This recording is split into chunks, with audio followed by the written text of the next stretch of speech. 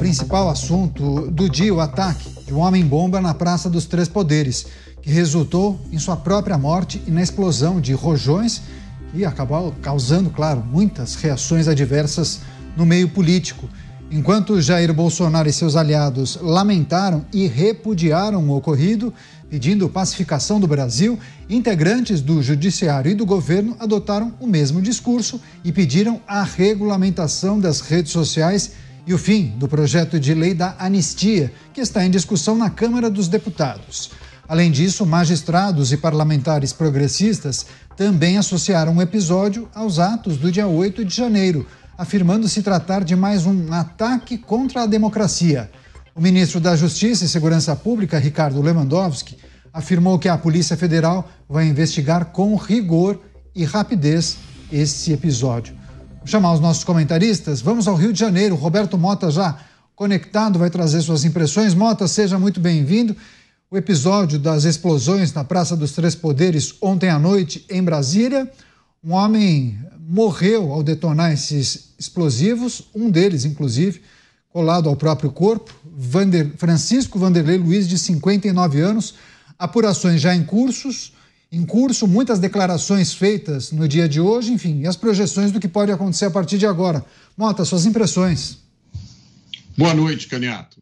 A gente começa dizendo que todo crime político é inaceitável e que a violência não pode ter lugar na política. Boa noite para você, boa noite aos meus colegas de bancada, boa noite à nossa audiência. Não há lugar para violência na política, é preciso repetir, bem devagar. Nem para a violência, nem para narrativas midiáticas e levianas. Pelas informações disponíveis até agora, trata-se da ação de um desequilibrado. Isso já aconteceu antes aqui no Brasil, isso já aconteceu nos Estados Unidos e em outros países. São malucos, desequilibrados, lobos solitários. Quanto ao aspecto jurídico dessa questão, quem vai falar é o advogado André Marsiglia, eu abro aspas. O que o homem pensou em fazer não importa para o direito, importam apenas o que ele fez ou os atos que ele começou a executar. E os atos foram de incendiar ou lançar explosivos em via ou prédios públicos, com previsão nos artigos 250 e 251 do Código Penal. Chamando os nossos comentaristas, o Luiz Felipe Dávila também está com a gente. Dávila, seja muito bem-vindo, ótima noite a você. Claro que a gente sempre reforça o nosso repúdio, né? Qualquer ato de violência, depredação do patrimônio público. Esse episódio chamou a atenção, a pessoa que acabou detonando os explosivos acabou morrendo, e muitas reflexões sobre esse episódio, de que forma também grupos políticos poderão se utilizar desse episódio para tentar conectar e reforçar narrativas, teorias, teses e por aí vai. Dávila, seja bem-vindo, suas impressões até aqui, por favor. Boa noite, Caniato, boa noite, Mota, boa noite, Beraldo, e boa noite à nossa audiência. Bom, primeiro é preciso dizer que todo ato de violência na política, como bem mencionou o Mota, causa repúdio a todos nós. A política é a forma civilizada para fazer com que a nação seja governada por meio das leis, das regras da liberdade e da conduta da civilidade. Toda forma de violência é, na verdade, um ataque a esses pilares que fazem com que o Estado exista, que o país exista e que o Estado de Direito prospere.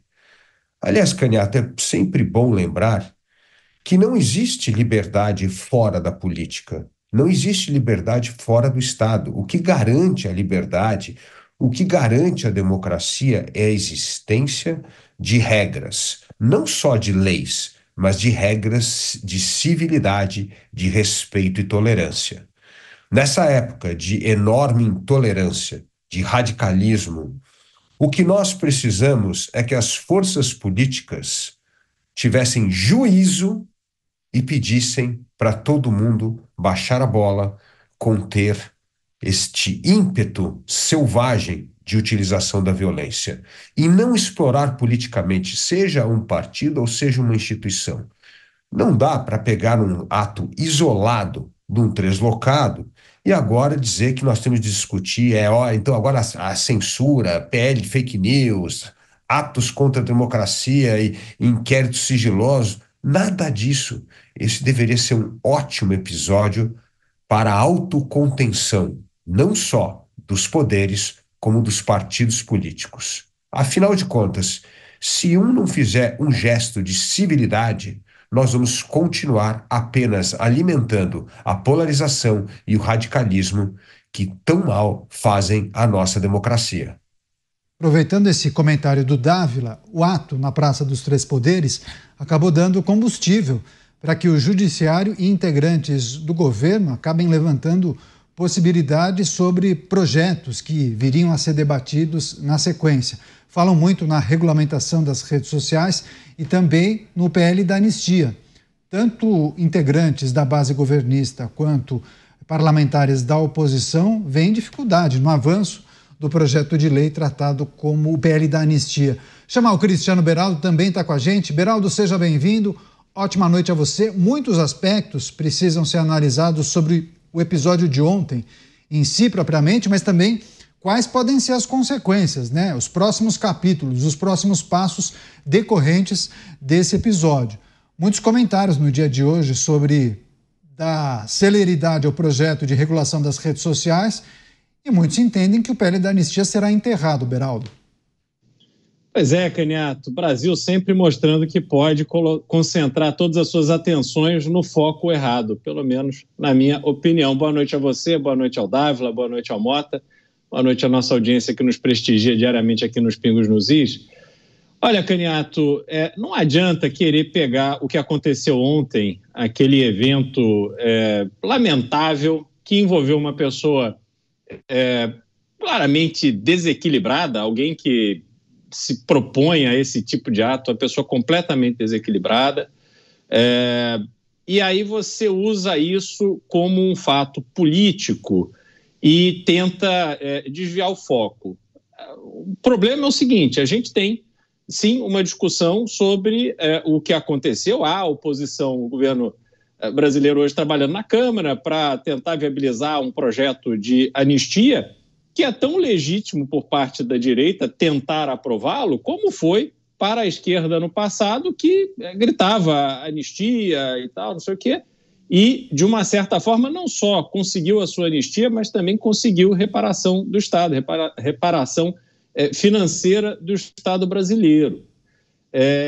E a gente vê esse evento de ontem ser tratado como um ato terrorista. Essa foi a definição colocada para esse evento, que eu, sinceramente, tenho dificuldade em descrever o que leva uma pessoa neste nível de insanidade a um ato desse, acabar com a própria vida dessa maneira inexplicável, meio boboca, sem propósito.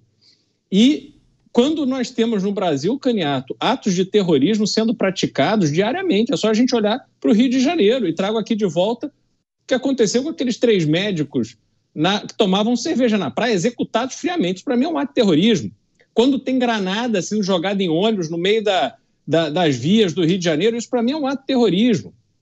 Precisamos tratar essa questão do terrorismo de uma maneira muito mais ampla, e não somente para tentar dar um cunho mais importante, mais dramático a eventos que, infelizmente, são eventos que estão incorporados no cotidiano brasileiro. O de ontem, claro, um evento que me parece isolado, mas de uma pessoa que cometeu um ato translocado, irresponsável, né?